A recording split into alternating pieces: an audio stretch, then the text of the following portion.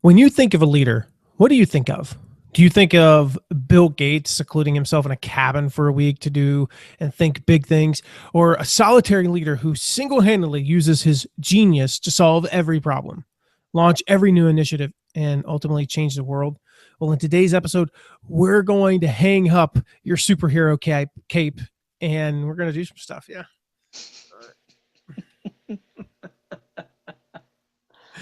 And so it begins. This is what happens when you're prepping for 50 minutes.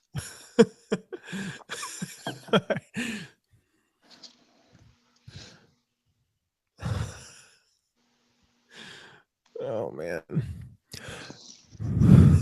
Why can I not start again? What's going on here? Oh boy. Okay. When you think of a leader, what do you think of? Do you think of Bill Gates secluding himself in a cabin for a week to think big things?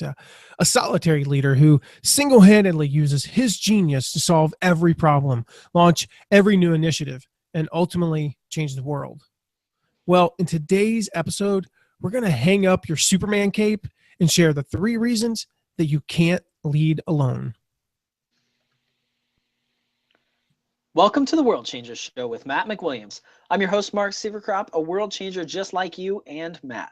On each show, we're going to bring you an inspiring person or message to help you unleash the world changer inside of you and live with passion, lead with purpose, and leave a legacy. Thanks for joining us today. Now let's get started. Well done. Thank you. Hey everyone, welcome back to the World Changer Show. This is episode 88 this week. And as always, you can find everything that Matt and I will talk about and the unedited video cast of the show on the show notes page at mattmcwilliams.com/088. So in today's episode, we're going to address a big fallacy about leadership. But first, we want to take a moment, as we always do, and thank a few more people who have been kind enough to give us ratings and reviews on iTunes. Let's do that, Mark. So let's give a quick shout out to AnyZone, to Odieng. I'm totally butchering that name. Sorry. Bob Crawford, got that name right. To Business Credit Guy, to Raymond Wiley, to Christopher Cedar, to Pastor GC, and to Amy Colette. Did I get all of them, Mark? I did. So that's my counting is correct. That's 8 of you who recently left ratings and reviews. Thank you so much for doing that. Really appreciate that. And a big shout out to Business Credit Guy, who said that Matt is nothing shy of amazing. I'm reading this one only because he says that, of course. Now, he really gets me motivated. I have learned a lot from his shows. He's engaging and always talking about topics that are of grave importance to entrepreneurs. I love his show because I learn a lot that I can then pass on to our client base. Awesome show. One of the best on iTunes. Highly recommended. So thank you so much, Business Credit Guy. I don't know your real name, unfortunately. So if you're listening and you say you are, shoot me an email. I'd love to know your real name so I can maybe thank you personally, at least via email. Did you decide which zone you're thinking? Are we going to think the red zone? It said any zone, so I didn't know which zone we were going to think. That's the username. I'm just thinking. I'm thinking all zones. All zones. Okay. Yeah. Well, you know, those are so important, and like you said, Matt, we do really appreciate those, and we certainly do. Every chance we get, thank people personally for doing that. And if you haven't yet left us a review, you can find the link to leave a review on the show notes page at mattmcwilliams.com/088. So, Matt, let's get into this idea of what a leader is. You know, it seems like everywhere we look, there's leaders being held up as single-handedly taking on the world and fearlessly leading their company to record profits and accolades. I mean, you know, Donald Trump, Mark Cuban, Jack Welch, Jeff Bezos, Warren Buffett, Bill Gates, we all want to be like these leaders, or at least what we think they're like, what we see and assume they're like. So why is that?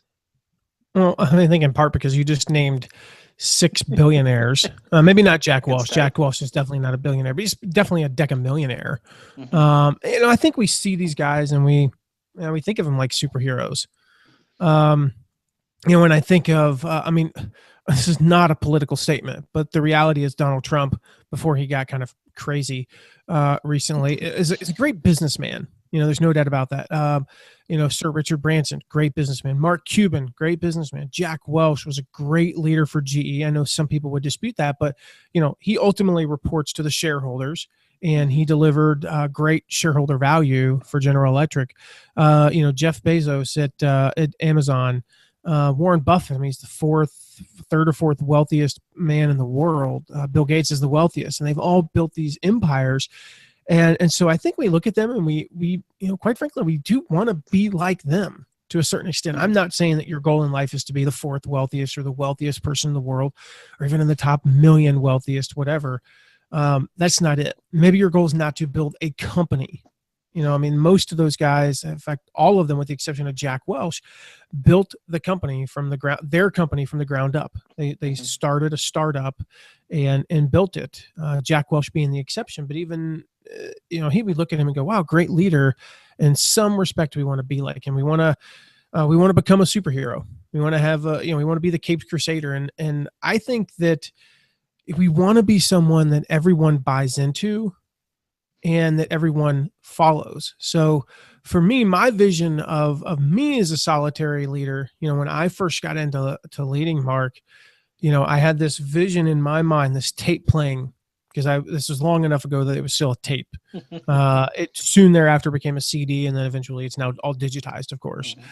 But, I wanted to be the smartest person in the room. And we've talked about this before. I forget what episode it was, but we talked about how I wanted to be the person who was the go-to guy who everybody came to when they had a problem. Now, the ironic thing, I guess it's the paradox of it all. And Greg McCune talks about this in his book, Essentialism. The paradox is that by being the guy that everybody came to and being the know-it-all and being the smartest person in the room, that's how I got promoted. That's how I moved up the corporate ladder, so to speak. Yeah. I wanted to be the one that had all the ideas, to be the one people relied on, and I wanted to be the savior. I wanted to be the one who saved the day. I wanted to be, when I was younger, I wanted to be the one the teacher called on. Because if the teacher called on me because she thought I knew the answer, that meant that I was the smartest one in the class. And I know that sounds like, okay, wait, how did we get back to Matt's childhood? But the desire to be those things went all the way back to my childhood. And, I wanted to be the one that the teacher called on. I wanted all the glory for myself. I wanted to individually be able to answer every question and impress the teacher. And I wanted to be able to impress my fellow students, quite frankly, with my amazing academic prowess. And it kind of goes back to that idea of being a superhero. Like I said, we swoop in and we save the day, and we're the hero, and we're this solitary figure that single-handedly saves Gotham City or answers the question and always gets it right and is the go-to guy and always has the right ideas. Well, and I think, you mentioned saves Gotham City, and that brings up the fact that this is kind of what society puts out there as what a leader is, isn't it? I mean, yeah.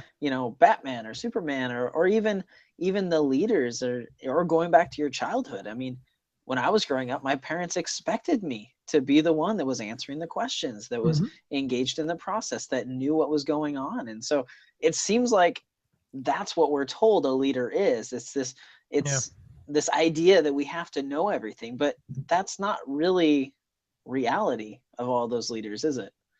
It's not. I mean, even look at, Bill Gates had, was it Paul Allen? Did I get the name right? Yeah.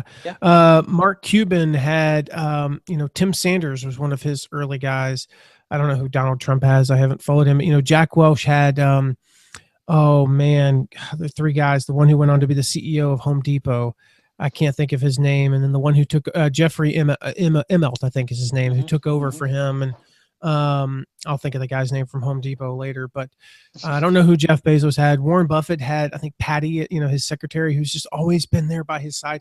The reality is by definition, a leader cannot be solitary. Now, you think about that.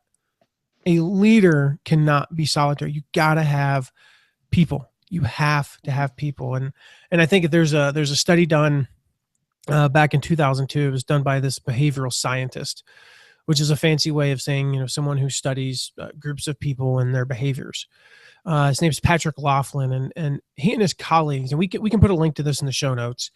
They proved that scientifically, like this is research based, that groups working together find a solution outperform the best problem solver working alone.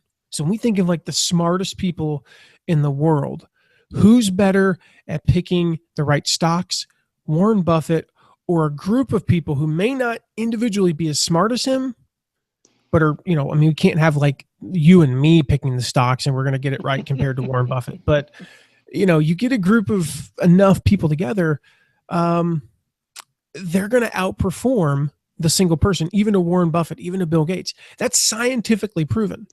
What they found was that many leaders, and this is, most leaders in many, I shouldn't say always, but in many cases, leaders are the smartest person in the group. That's the paradox. That's how they got there. Right. But they know they're the smartest person in the group. And that's not an egotistical thing. It's like, when I was 27, 28 years old, and we had a company that I had helped start. It was a 4-year-old company. I helped start it. The reality is, in the context of that company, most of the time I was the smartest person in that room. Right. And here's the reason. I had been there from day one. Most of the people in that room, we were a fast-growing startup, had been there less than 9 months. And most of them worked a 40 to 45-hour week. I was working 60 to 70 hours a week. I had my hands in all the departments. And at any point in time prior to that, and even then, I was involved in every aspect of the company. I had access to information that they did not have. I had access to our financials. I had access to all of our records. And I knew, that morning how much money we had in the bank. So by definition, I was the smartest person in the room in the context of that company. The problem is I knew it. I was the smartest and I was the most experienced group member. And what they found is when you feel that way, when you know that, you fail to seek help or input from the other team members. And so the research proved that the best, the smartest, the most experienced leader working individually will almost always be slower to make a decision than a cooperative group, and they will also be incorrect more often. And that's, again, it's interesting because here I am. I've got access to information that these people don't have. I've got knowledge and experience that they would take them another 5 years to catch up with me. And yet they, as a group, are going to statistically and scientifically proven, are going to be faster and more accurate at decision making than I would be by myself. Not to mention, when you act that way, you will annoy the crap out of your team. I think we'll add that as number 4 reason. But as you were talking, I thought of a couple of things. And the first thing I thought of is, and I'll have to find the exact quote and we can put it in the show notes, but I remember listening to John Maxwell speak one time. I was at a conference and I heard him speak, and he made the comment. It was something to the extent of, if you think you're a leader and you look behind you and no one's following you, you're just taking a walk. Right now behind me, there's a wall. So I don't know what right. I'm doing. Yeah, right, exactly. You're totally right. If there's nobody behind you, that's not leading. You're just going for a walk. You can't do it by yourself. And the other thing that I thought of is, we're kind of in that same situation now, Matt. You and I have been working together for 5 weeks now or whatever. And you certainly are smarter than I am as far as what we're doing. But I've been really impressed with how willing you are to seek input. And, there's a lot of times that I'm like, hey, let's do this, or hey, what about this? And you're like, yeah, that doesn't work for this reason, this reason, this reason, but you still listen. And I think that's what people need to realize, that yes, you are the smartest person in the room. Yes, there are things that they might not know, and there might be a reason that doesn't work. But if you're not careful, then you stifle that. And we'll get into that. And that's part of those reasons. So let's look at that. Let's talk about those 3 reasons you can't lead alone. And we'll start with reason number 1. That's a good place to start, Mark. Thank you. I was going to go with 2, but I didn't want to throw you off. Yeah. Well, reason number 1 is varying perspectives.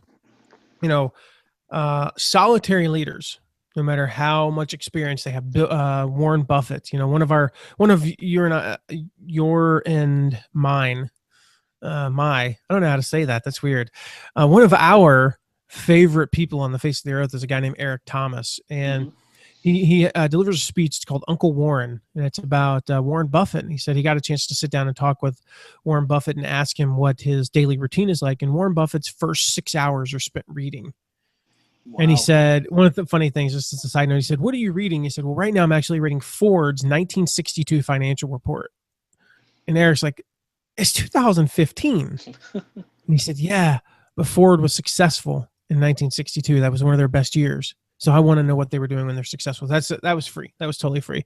But even somebody like Warren Buffett, who's spending 6 hours a day reading, does not have access to other people's life experiences. So solitary leaders cannot match the varying perspectives. That's the key one here. Reason number one: varying perspectives, life experiences, wisdom, of a cooperative group, particularly if they're a part of the group. So other people's input and questioning activates thinking processes that we are simply incapable of activating when working alone. I think, again, the myth I had was, to solve the problem, what I need to do is go for a walk by myself. And there are times where that's accurate. There are times where there is a problem where I need to think through this by myself and just get away for a little bit. And then there are times where we just need to spend 30 minutes like beating our heads against the proverbial wall together. And eventually we just hash something out. You and I have been through that a lot, and Tara and I, my wife, my business partner, have been through that, where it's like, sometimes I will just walk in to the room and start talking to her and tell her what the problem is. And then she says one thing and I go, got it. Got the answer now. I'm good to go. And the reason is she's coming at it from somebody who doesn't necessarily know the right answer. And I did air quotes there. She doesn't know the perfect answer. She just asks me a question from her life experience, and it gets me out of that box. When we're a solitary person, we're in a box, and you want to think outside the box. It's hard to think outside the box. It's hard to be innovative or creative when we're going solo. And so I tell people, and we talked about this in the past episode on, I think it was on delegation or something else. I don't forget. Maybe you'll remember, Mark, and you can link to it in the show notes or mention it. But we talked about how, when we were talking about introducing you as co-host, I said, I grew up in the suburbs. Most, later in life, after the age of 8. Before that, I actually had a kind of we'll call it a shady background, growing up with a single mom, and that's not the point here. But for the most part, my life experiences, I grew up in the suburbs. I kind of lived in condos and nice apartments and duplexes. You grew up on a farm. And so, like I said, I grew up in the suburbs of big cities, Atlanta and Nashville. You grew up on a farm in the middle of nowhere, Washington, and so those are very different life experiences. And so if we're trying to solve a problem, I don't know, maybe I've got a problem with my garden. Yes, I know my property better than anybody else does. I know every inch of this property. Yes, I know, what I want better than anybody else does, but you have a different life experience. You just might ask one thing and I go, aha. I've got it. And so that's the biggest value, I think, to surrounding yourself with the right people, is making sure that you bring people with different life experiences. And just as a side note, that kind of goes into how do you like hiring. When I worked my second business that I started, it was me and two friends. And we started the business, and it was we were in an insurance business. We sold insurance leads to insurance agents. Two people that we ever hired there, maybe 3, had a background in insurance out of 52. We hired daycare workers, which, as an aside, we used to joke that the best people on the face of the earth equipped to handle insurance agents were daycare workers. So anyway, insurance agents listening, that was just a little slap in your face there. Sorry. But, we hired daycare workers. We hired people who, we hired a lady who worked at a cell phone store. We hired waiters and waitresses and, good grief. Trying to think who else types of people we hired.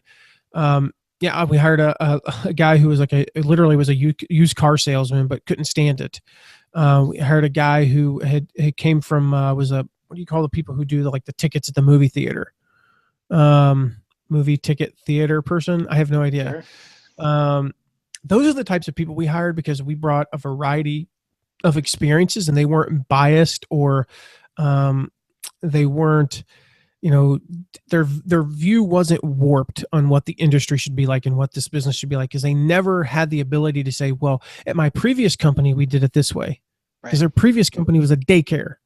Right. I don't care how you did things at the daycare, and they never thought to say that. So that's reason number one: the varying perspectives. Well, at my previous company, we had snacks at every meeting. Okay, now that would have been valid, and I would That have would have been signed up for okay. that in a That's heartbeat. right. Yeah, yeah. You know, as you're thinking, you talked about that box and that creative process, and I couldn't help but think of your interview with Tina Seelig and how, Mm-hmm. a lot of those exercises that she talked about are ones that she did with a group, and it was a group talking about those things. And I think that's exactly why, Yeah. because of those varying perspectives. I mean, everybody comes up with something different, and I can't help but think about the fact that you touched on this a little bit, but I think it's easy to forget that the reason you hired somebody is because they had something unique to Mm-hmm. give, and we forget that sometimes, and we get caught up in thinking that, we all need to see it the same way and do it the same way. But if we don't, that's a good thing. Not seeing things the same way is a very good thing. And it's only a problem if you're too narrow-minded to realize that your way isn't always best, or isn't the only way to do things. So Yeah.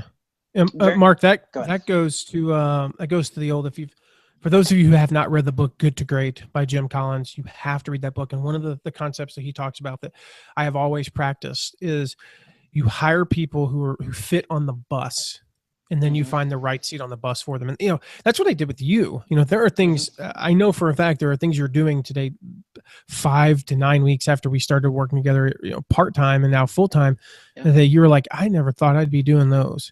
And there are some things that you probably thought you'd be doing that you aren't doing. And the Right. reason is you fit on the bus. Right. You've got the culture down, the personality down. We mesh well together. And so it's the same way. We hired people who fit on the bus. And, Mm-hmm. I think of the girl that we hired, she was 22 when we hired her, who worked in the cell phone store. It was the CEO's dad, interacted with her at the cell phone store, called, the CEO and said, you need to hire this girl, like get her in for an interview. Mm-hmm. And she ended up being in 3 different departments, 2 of which she led. The first daycare worker we hired her part-time. She was my assistant. And then Mm-hmm. she was in sales, and then she was in customer service. 3 years after we hired her, she scored in the 99th percentile in the I think it's called the SHRM, like the Society for Human Yeah. Resources Management. She Yep. scored in the 99th percentile on the Human Resources Management test. Wow. In other words, she was like in the top 1%, at least test-wise, of all HR people in the entire country. Mm-hmm. And she started off as my assistant because she Yeah. fit on the bus. We hadn't found the right seat for her yet. Mm-hmm. And we put her through 4 different seats to find the perfect seat for her, and she was thriving in that role. Mm-hmm. And we had lots of people like that. We had another guy, like, the best way to get into the company was start off as my assistant. I just realized the other guy, we hired him as my assistant. Again, I was in a sales and marketing role. He went on to be the head of IT in the company. He did all the phones and stuff. My third assistant, we went on a walk one day, and we were talking, again, as a group, and we came up with this idea. We literally, from the time we started the walk to 2 hours later, had formed an entire new department in the company, which he was heading up. Wow. And so, that's what the reason we hired him. He fit on the bus, and eventually we found the right role for him. And we only found that role for him by, like, me constantly just like I'm doing with you, is like, hey, try this, do this, do this. Oh, you messed that up. Okay, well, let's try it again. You know what? You're just not good at that.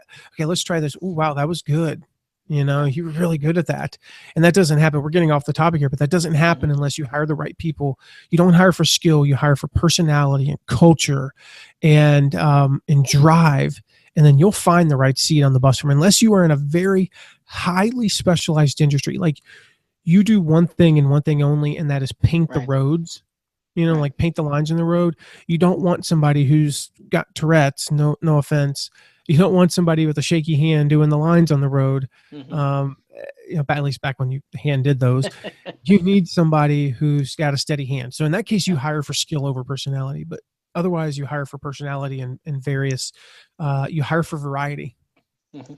Well, and I think that does tie in. I know you feel like we went a little off topic, but that does tie in because those varying perspectives, it's easy as a leader to say, well, I got to fix that. That person just doesn't get it. And it's like, well, no, maybe that's not their forte. Maybe that's not what they do. So I think it's valuing those perspectives. So With varying perspectives, what is reason number 2 that you cannot Number lead alone? two is speed. Simply put, groups are faster, and solitary leaders are slow. Now, eventually, they might come to the right answer, but it's going to take longer. I mean, think about it on an extreme standpoint. Who's more likely to come up with the right solution to a problem in an organization? The one leader or the other 700 people in the company? The 700. Probably the 700, and especially if they're working together. And maybe they're working together in small groups of 7 or 10 or 20, but somebody's going to come up with an answer that day versus the solitary leader. It could take weeks or months. I mean, there's the research going back to Laughlin's research. There's a scientific reason for this, and it's that groups possess this. It's a powerful advantage known as parallel processing. Mm-hmm. So what that means is, if you think of it like an assembly line, parallel processing means they can process different parts of a task at the same time. So the assembly line example, I can be screwing in the bolts on the front left tire, and then it goes down to you, and you screw in the bolts on the front right tire. Well, what am I doing while you're screwing in the bolts on the front right tire of that one? I'm screwing in the bolts of the front left tire on this one. Mm-hmm. And all through the factory, we're all working on different cars. Mm-hmm. But at the end of the day, we produce thousands of cars. And again, statistically speaking, when Ford introduced the assembly line, I want to say they increased productivity by something like twofold. They were literally able to produce twice as many cars as their competition. Mm-hmm. It's ridiculous. So a group can do this parallel processing. And what that means is, if we're trying to come up with a solution to a problem, and you got to get from point A to point E, I can be on B while you're on C, and someone else is at D, and someone else is like on B and a half, and they're like, wait, well then how do we get to here and then here? Whereas a solitary thinker has to perform each task sequentially. Mm-hmm. You have to just go in order, and you have to go A, B, C, D, E to get from A to E. Whereas a group, like I said, somebody can be on B, D, somebody can already be, close to E, somebody's back at C. And then at the very end, we kind of piece them together. And an hour later, we've arrived at a solution. Mm-hmm. Whereas the single solitary thinker is still back on C. He just finally got to C. Yeah. So speed is one of the biggest advantages to a group versus a leader. Well, and I hadn't thought about it until you mentioned the idea of the leader 700 people, but everybody knows the quote from Thomas Edison where they say, oh, you failed 10,000 times. And he said, no, I've just found 10,000 ways that don't work. Well, It's easier for 700 people to get to 10,000 ways that don't work quickly than it is a single person. And it's the same thing. We talk a lot about, everybody always talks about Malcolm Gladwell, who talked about the 10,000 hour rule. And I know he's not the one that started it, but he made it famous, I think. And it's that same thing. Even when I think of it, I always think, okay, well, how many days do I have to work and how many hours a day do I have to get to 10,000? But the other way to look at it would be, I'm a leader. How many people can I get into a room to, group these hours together to get to a proficiency? Because we've collectively came up with 10,000 hours of working on this challenge or this problem. And now we know how to do it very, very well. And so I think that's, this is one of those things we take for granted because it happens like every time 3 or 4 people are together, unless there's a dictator running the meeting. I mean, think about it. Think of the last meeting you're in. I mean, how many comments and ideas came up that you never would have thought of? I mean, it happens to me every single time. It's like, oh, I wouldn't have thought of that. It would have taken me who knows how long to think of that idea or that viewpoint if I ever thought of it.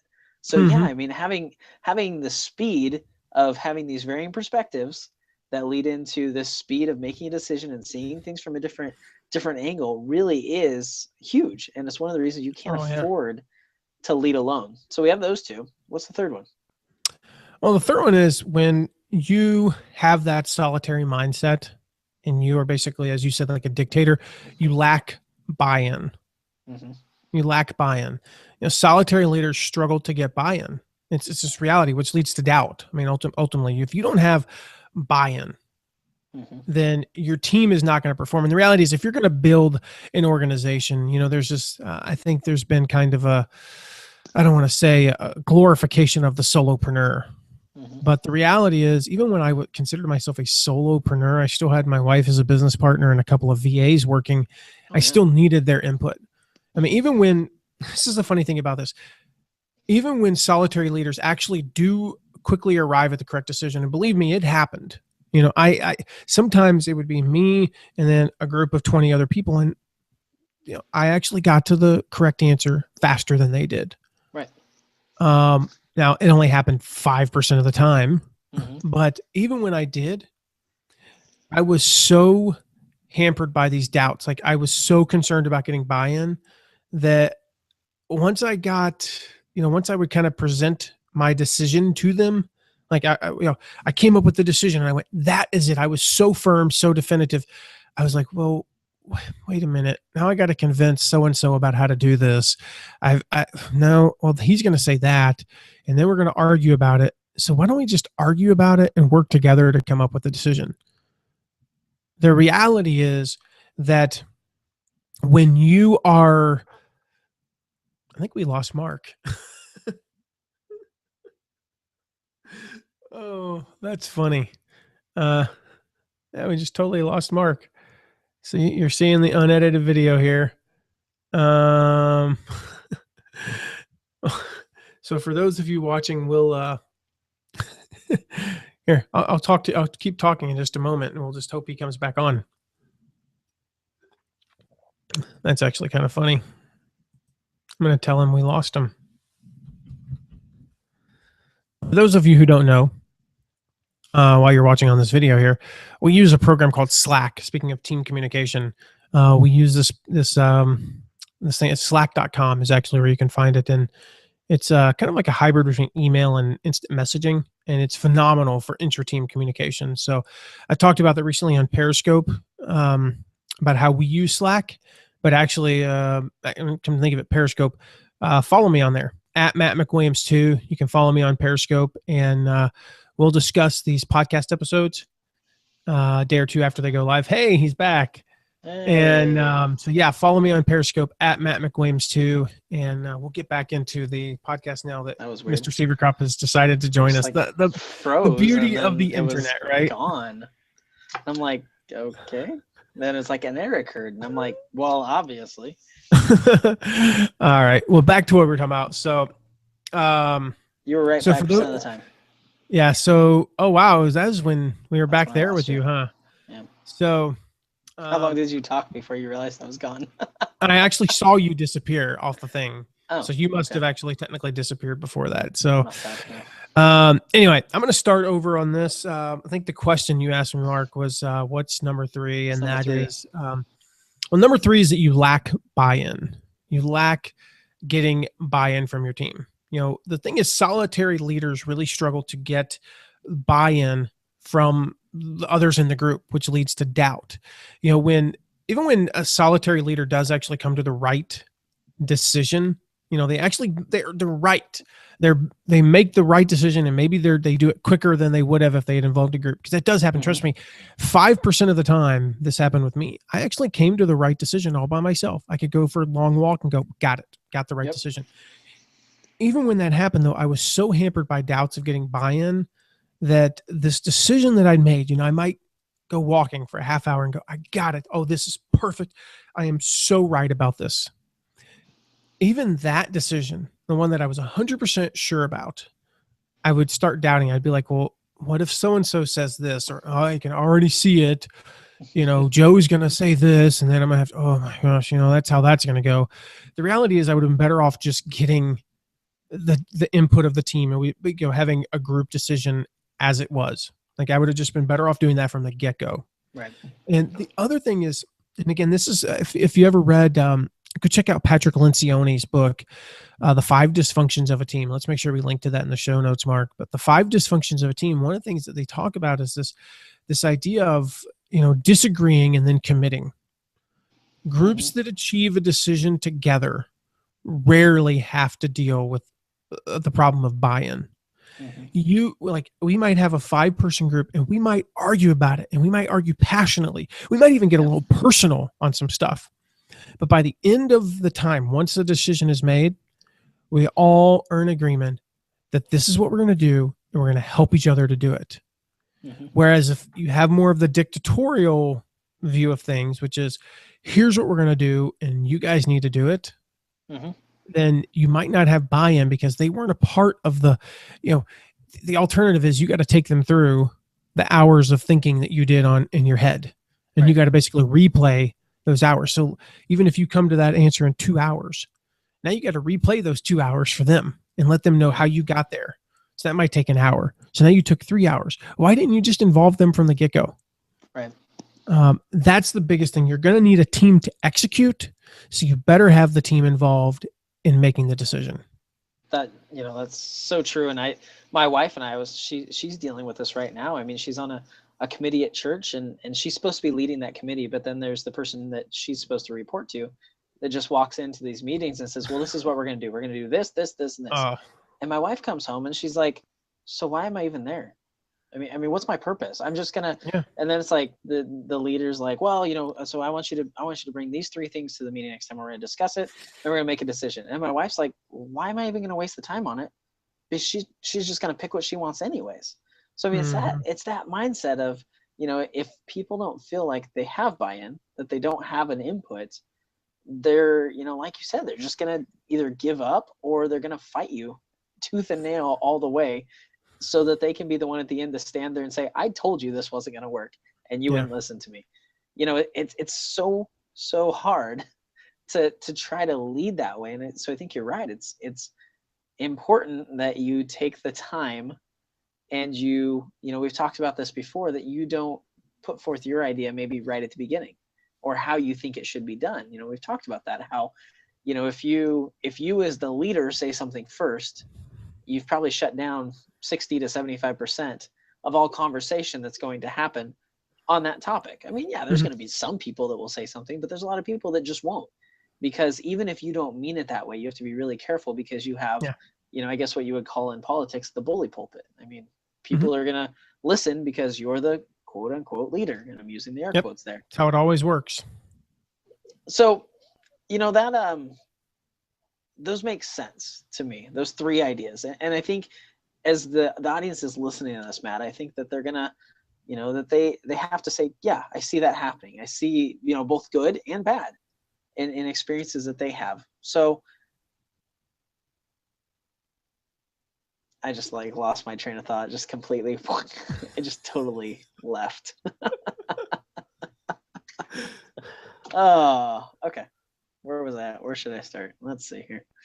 I think you said something about that makes sense. If you try to be, Okay. So, I mean, those make sense. Everybody listening will have seen experiences like this, good and bad, but it's hard. And you mentioned this earlier, Matt. You talked about it right at the beginning, that it's hard not to act like the smartest person in the room, because you are sometimes, and you do have the most experience. I mean, like you said, that's the reason that you're the leader, because you do have that experience and you do have those ideas and you have got that knowledge. So what are a few ways to make sure that you do involve your team and make sure that you get their input? Well, first of all, I want to be clear about something, and that is, getting input from your team is not decision-making by committee. This is using the team to get to the right decision. The other thing is, I want to say that this, what we're talking about does not necessarily apply when there's a crisis. It does not apply during a crisis. I was just reading, and I think it was in Fortune magazine, they had an interview or a piece on the CEO of Airbnb. I can't remember his name.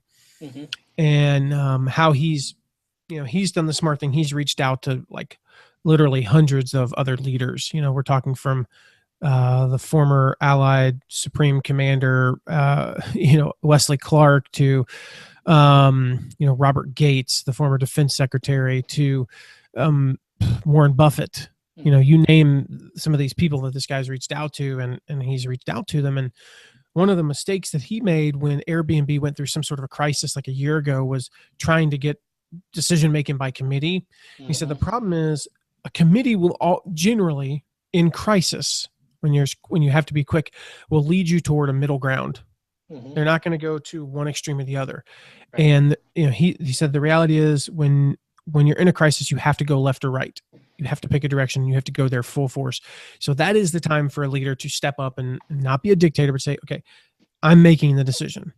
Right. And so, but in all cases, the ultimate responsibility for all decision rests on the leader. I mean, there has to be a final decision maker. We could talk for hours and I can get all the information, but finally somebody has to make the decision. And But can I yeah, go jump in ahead. there? Sorry. As you were saying that, one of the things that stuck out to me is even in those crisis situations, though, if you haven't taken the time to do these things beforehand, Yeah. it doesn't work. So if you have to be able to be the leader, and you have to have built that trust and that relationship with your team, that they know you value their input, Mm-hmm. but that Yeah. they will realize at that point, okay, this is a crisis. We need to make a decision. We need a leader. Yeah. And it's okay that Matt didn't listen to every single or every single idea I had on this because, well, the building's burning down. You know what I mean? Or whatever it is. Mm-hmm. It's important that you use these things beforehand. Otherwise, it's not going to matter at that point. I mean, yeah, they'll do what you say right at that moment, but then they're going to grumble about it once the crisis has passed, and you're going to have to deal with it all again. Yeah. Oh, totally. So, those caveats being, or that caveat being aside, if you want to get more input from your team, and especially if you're the leader and by definition, you might be the smartest person in the room. I'm going to give you 3 ways to make sure you're getting input. Number 1, ask for it. And in fact, demand it. That would probably be a better way of saying it. Demand input. Mm-hmm. Tell your team you expect them. You're setting up an expectation that you expect them to share their input, good, bad, or neutral. Mm-hmm. Secondly, don't belittle their ideas. This is this is my biggest mistake, and I've got some stories that would make people dislike me. The reality is, if you shoot down their input, you never give it a fair chance. You mock it, whatever it may be. Sooner or later, they're going to quit giving it. And so I'll share one story, and that was we were having a brainstorming session. So by definition, a brainstorming session is you have 30 people in the room, you throw stuff up against the wall, and you don't even see what sticks.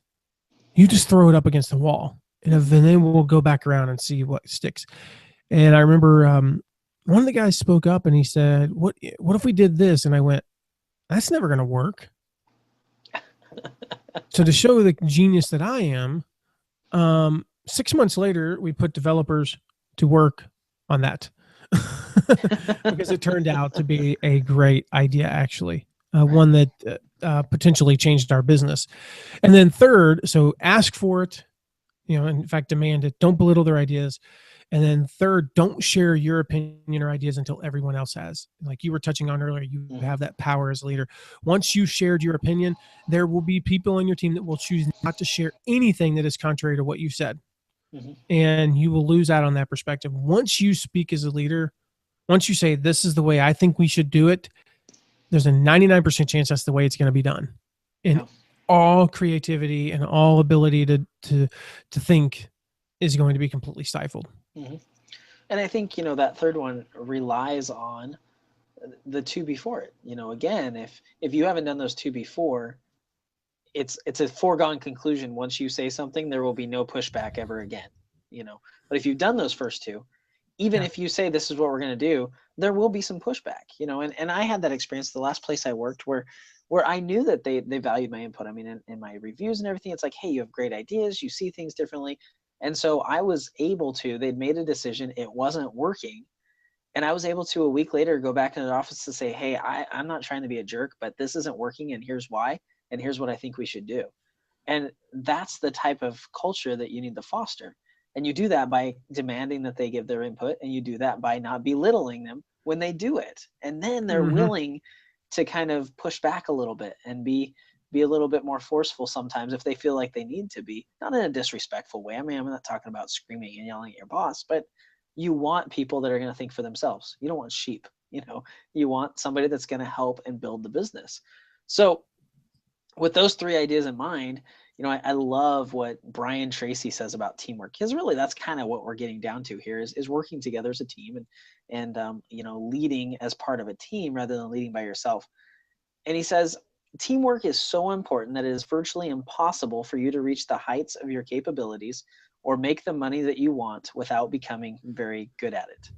And I just love that, because I mean, that's really what we're talking about, is you're stifling your own ability to reach what you want to accomplish if you're not working as part of a team and valuing others' input. So do you have any thoughts on that, or the necessity of rejecting this idea of leading alone as we finish up? Yeah, I mean, listen, the reality is that the myth of the solitary leader is just that. It's a myth. You cannot lead alone. I mean, by definition, doing so is impossible. But, yes, you can have the title of a leader and you can have 72 people that report to you. But if you don't involve your team members and others around you, you're not going to be able to lead effectively. That's just reality. So you will be better at leading. Your team will perform better. And that's kind of like saying the same thing, really. If your team's performing better, you're going to be a better leader. Duh. Right. But, you're going to be better at leading. Your team's going to perform better. You'll have less stress and anxiety thinking that everything rests on your shoulders if you involve others. So if you want to be a great leader, you want to build a great business, or you want to lead a great cause, you need to involve others. And that makes it possible to live with more passion and do what we talk about on this show, live with more passion, lead with more purpose, and ultimately to leave a legacy. So true. I couldn't say it any better, which is why I won't try. Today's question, though. But I would invite you Yeah. to say it better if you could. Yeah. If I could, I would. But I would invite, I do want to invite our audience to answer today's question, which is basically, we've given you 3 ways that we feel it's important to get input from your team. Why do you think it's important to get input from everyone on your team? I mean, what are things that you've seen in your own life or your own experiences? Because I'm sure there's more ways and there's more reasons that you should get this input. So again, why do you think it's important to get input from everyone on your team? Go to mattmcwilliams.com/088 to answer that question. You can find all the links. We mentioned several things. I think I think I wrote down a video and 2 books and 3 podcast episodes and a partridge in a pear tree that we're going to link to in the show notes. So go ahead and head there, and you can oh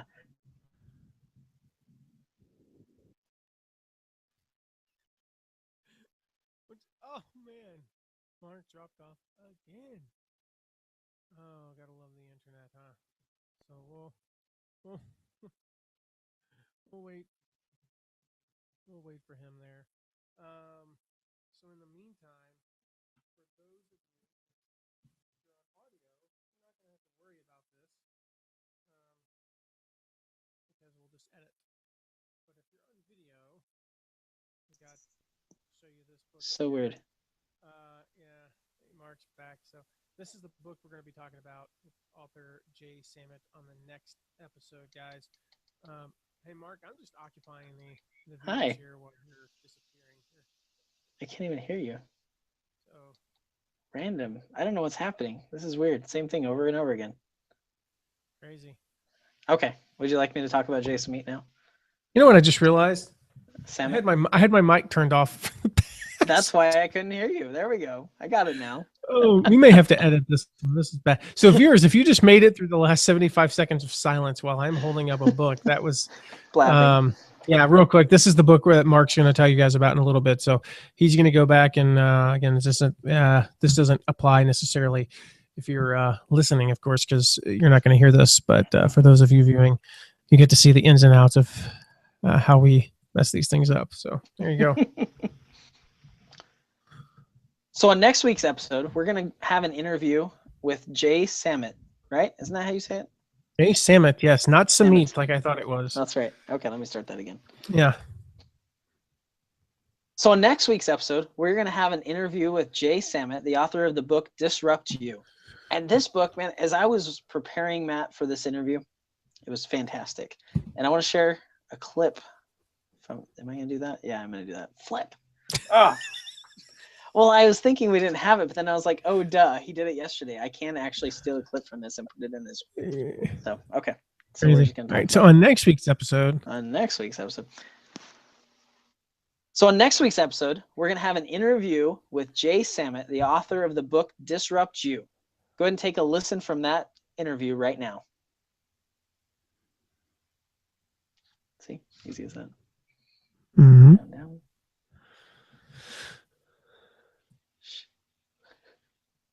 Until next week, remember, you were born to change the world.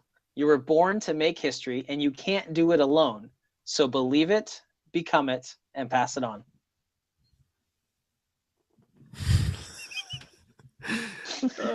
I'm just going to randomly show this book over and over again, just because.